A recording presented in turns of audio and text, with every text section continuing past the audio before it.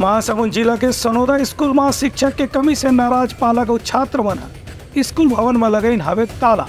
सिर्फ 2 शिक्षक मन से हुआ थे 4 ठन कक्षा में पढ़ाई।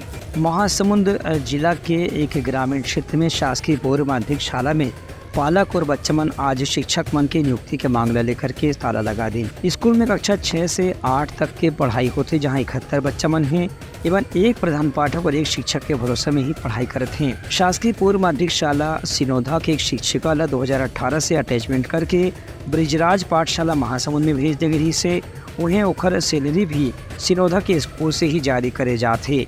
पालक और बच्चे मन यहाँ अतिरिक्त शिक्षक बन के मांग करते हैं, लेकिन अब तक के कोई व्यवस्था नहीं हुए के स्थिति आज पालक और लड़का मन मिलकर के स्कूल में ताला लगा के अधिकारी मन से विरोध प्रदर्शन करें। यहाँ नियम के अनुसार एक प्रधान पाठक और 3 शिक्षक बन की नियुक्ति के प्रावधान है, लेकिन अभी तक के शिक्षा विभाग दहार ने यहाँ नवा शिक्षक बन की नियुक्ति नहीं करे गए हैं, जिससे पालक और लड़का मन नाराज हैं। ब्यूरो रिपोर्ट, उतलंघन न्यूज़।